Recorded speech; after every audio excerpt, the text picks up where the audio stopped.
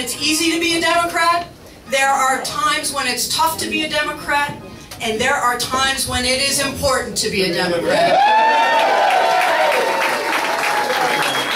And this year, it is important for everything that we hold dear that we get out there and work to help make sure that our values and where we want our country to go remains in the progressive tradition that we in New York are so proud of leading. Now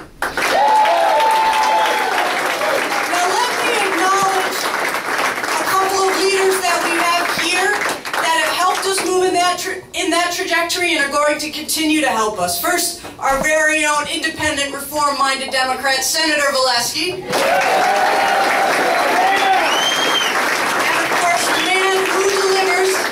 Postman Bill Magnarelli, Assemblyman Bill Magnarelli. And another fine gentleman who we are working very hard to return to Albany, Al Sturpey.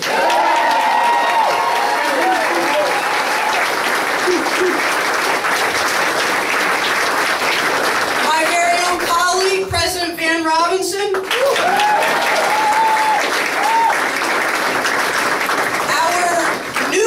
Chair, but certainly not new to the Democratic struggle, Mark English. We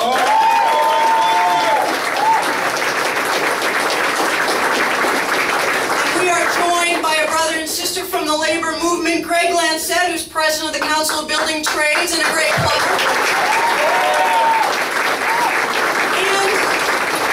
And Marie Buerkle, who is president of the Central New York Area Labor Foundation.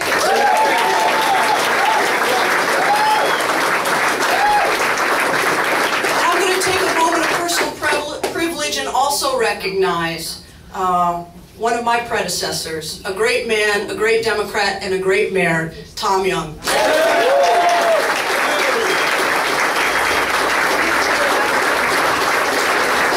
I started off by saying to you that there are times when it's important to be a Democrat.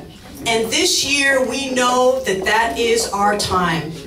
For too long we have heard two different worlds. We have heard the world of lip service that comes around election time from opponents, and we have seen what they actually do when they come into office. And the gentleman who I am privileged to introduce to you is a leader who has said, I work for the people of the state of New York. And the people of the state of New York include the people from Long Island and from Western New York, and of course Central New York.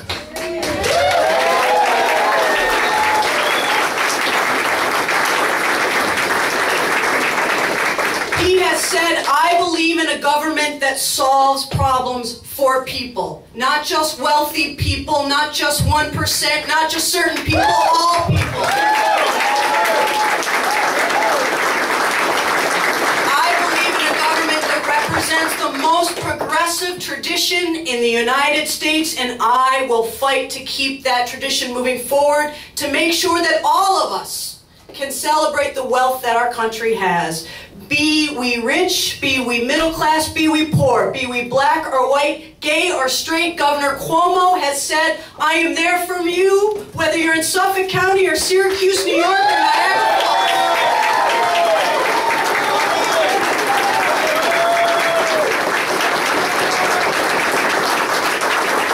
He has made it easier for all of us to stand up and say, we believe in government, we believe that government can help people and open up opportunities to the middle class, because we as a country do best when we all do best. So ladies and gentlemen, please join me in welcoming Governor Andrew Cuomo.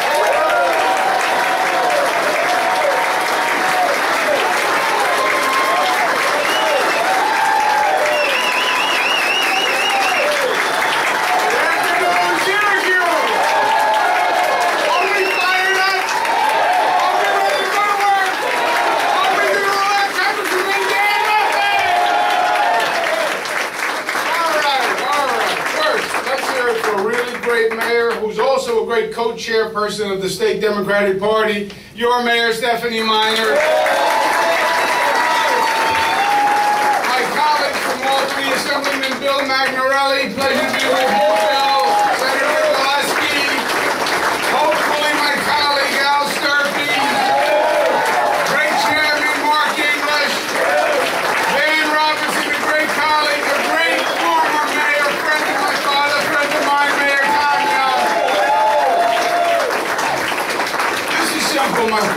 closer we get to Election Day, the clearer this race is becoming. You know, sometimes as you approach an obstacle, it becomes clearer, right?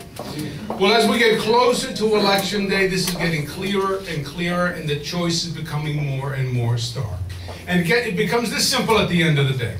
What Mr. Romney and Mr. Ryan are really saying at the end of the day is, look, we're unhappy with the way the economy is going, and we blame President Barack Obama. That's their whole argument. Now, I may be getting a little old.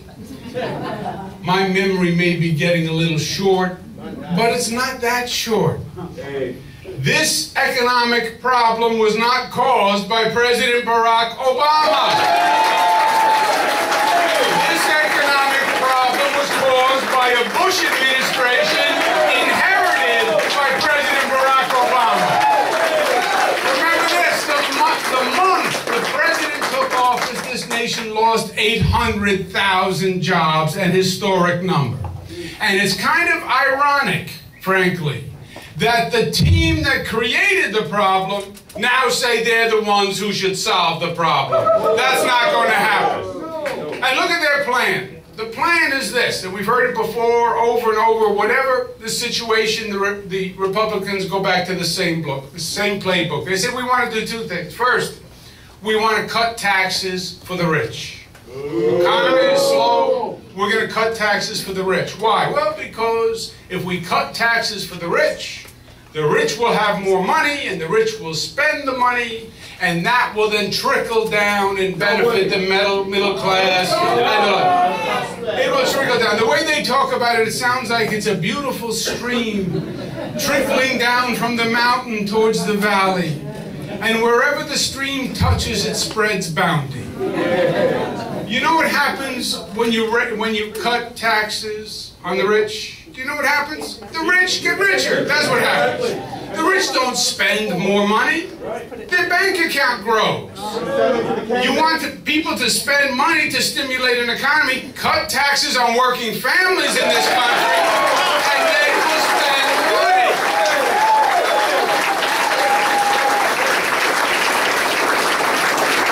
The second part of their plan is, well, we have to cut government spending because we have to save money. And who do they cut the spending on? The hard-working families in this country, the people who need it, the students who need a college education, the families that need food stamps to feed their children, the seniors who need health care, people who need services desperately. Those are the services they would cut.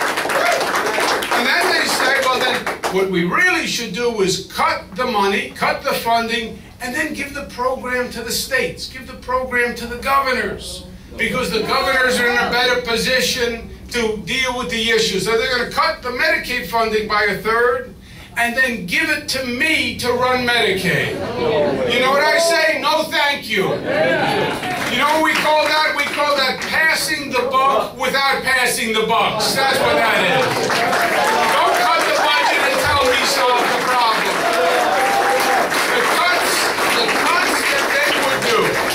The cuts that they would do in their budget would take our current situation. Now, we worked very hard to get this state stable again financially. And we closed big deficits, but we still have $1 billion deficit that we have to close in the next budget. And we're going to. If they have their way and they make these federal cuts, it's going to take our deficit and either double it or triple it. It would wreak havoc in the state of New York. We would have to raise taxes, we would have to cut services, everything we've done for the past 2 years to stabilize the state would be out the window. It would wreak havoc on this state government. And it would wreak havoc in state governments all across this nation. And you know what? They know it. They know it. And in a strange way, it's exactly what they want to accomplish. They want to wreak havoc with government, because they don't believe in it in the first place, right? So the less government, the better in their mind. If you can stop it, that's a good thing. When they accomplish gridlock, that's a success for them. Stop the government from working. If you can take a wrench and stick it in the gears of the engine of government and the engine stops, they think that's success. They think that's victory. When they stop and paralyze the federal government, they go out and have a party. We know that they hurt people, they stopped progress, they stopped this nation, but in their extremist mentality, that's victory. And that's what this election is all about. Are we going to have more gridlock, more extremism? Or are we going to get this country to work and get that government function and move this country forward?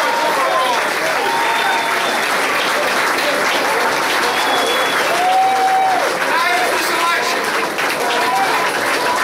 And I am tired of hearing them put their extreme politics above the people of this nation.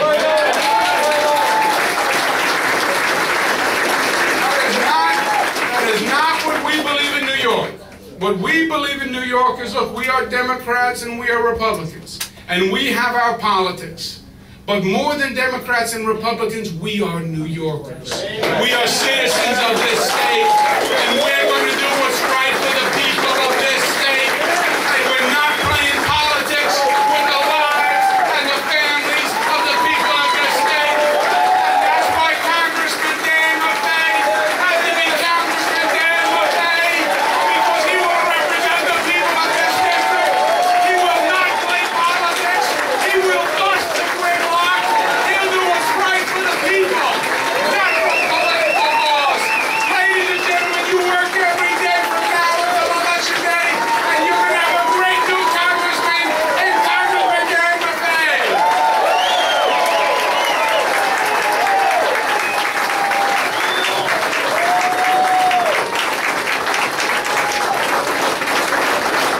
Thank you very much. Thank you. Thank you. Thank you very much. The hardest job in New York State is not Andrew Cuomo's. It's the job of following Andrew Cuomo.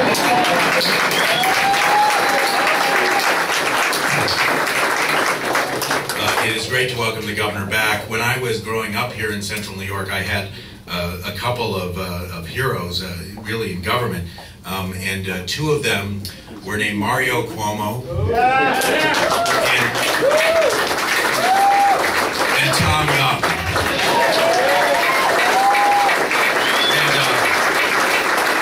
What they were able to do, working together for our state and our city, really did lead us to change the landscape from when I was a kid till today. I know how proud your mother and father are of you. Andrew Cuomo, you're a chip right off the old block. Thank you for being such a great governor.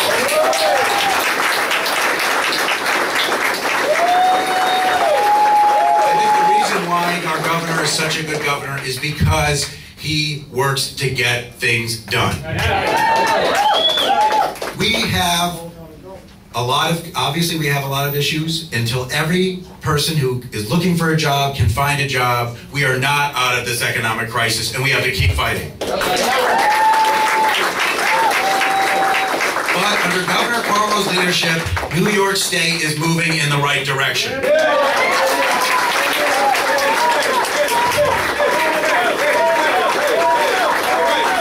Creating jobs, rebuilding our middle class. That's why I'm running for Congress.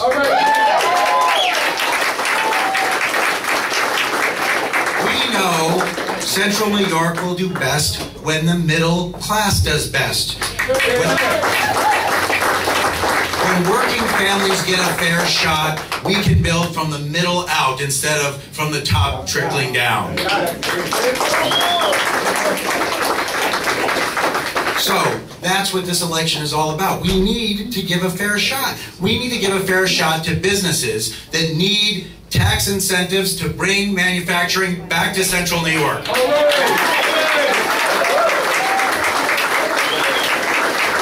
We need to give a fair shot to everybody in the Central New York economy who wants to be able to move, to be able to travel for business or for family, whether it's on air or by car or by rail.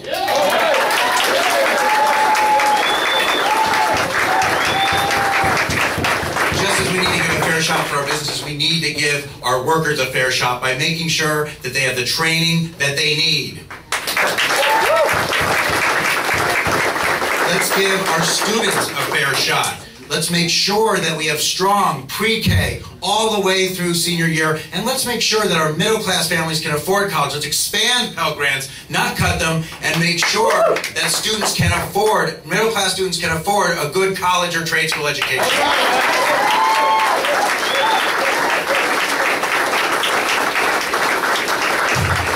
And my friends, let's give seniors a fair shot. Let's not just pay lip service. We all have older relatives. We all love our older relatives. We need to make sure that Social Security and Medicare, the two, I don't even call them programs, I call them sacred promises. People paid into their entire lives. Let's make sure they're there for our seniors.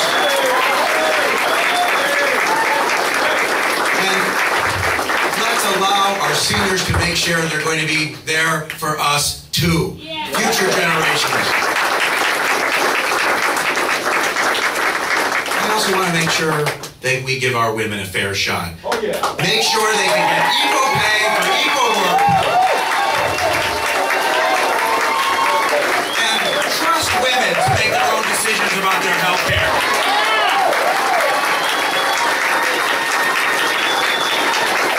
All of it is about strengthening the backbone of our country, our state, and what Central New York is all about. Our middle-class families. We must give our middle-class families a fair shot if we want us to succeed. This country wasn't built on the multimillionaires and billionaires. Teddy Roosevelt didn't say, oh, we're going to get the billionaires all the money. No, he made sure things were fair. Whether we're talking about Franklin Roosevelt, he knew that we weren't going to end the Depression and win World War II by making millionaires and billionaires richer. John F. Kennedy knew it. Dwight Eisenhower knew it. And President Clinton understood it. We are in a struggle. The latest polls show President Obama and Romney neck and neck. Neck and neck. And frankly, the latest polls show, at least statistically, myself and Marie Buerkle neck and neck. Neck and neck. The choice is clear. If you want a country where half of the people don't get the opportunity they deserve, where the wealthy, the millionaires and billionaires get tax breaks, and they're going to hold tax cuts for middle-class people, for small businesses, hostage. If you want to make sure that only the very, very few have all of the opportunity, then vote for Marie Buerkle. Vote for Romney. But, ladies and gentlemen, if you want to make sure that every American, every Central New Yorker gets a fair shot, gets what they need to make sure they can go to school, they can get trained, they can find a decent job, they can provide for their families, and they can live the life we all know we want to live in Central New York. If you give the opportunity for everyone to have that fair shot, you have to vote for me, and you have to vote for R-Onondaga.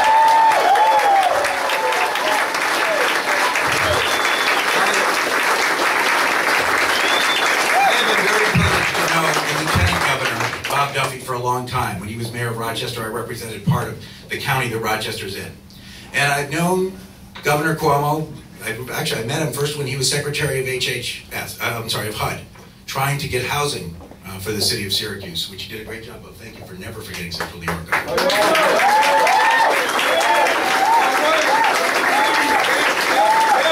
governor has made sure that in Albany we now have a fair shot. But we need a congressman. Doesn't make any difference. We need to have a congressman who's going to work with Albany, with Governor Cuomo, with Lieutenant Governor Duffy to make sure that Central New York gets what it needs.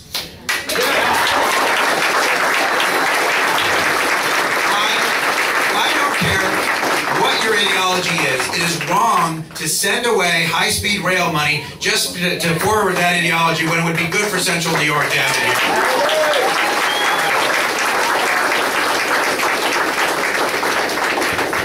We need that fair shot in the federal government as well. The only way we're going to get it is if we are represented there. Not an ideology, not some social positions before the economy and jobs, not the Tea Party agenda. We need somebody who's going to represent this entire district. Every person in this district knows that it's a diverse district, knows that we have to work together to get things done. I want to be that person. If we get that fair shot, Central New York will be strong. The middle class will be strong, and with that strong middle class, we will succeed in the future. I cannot do it without your help. I cannot do it without your help.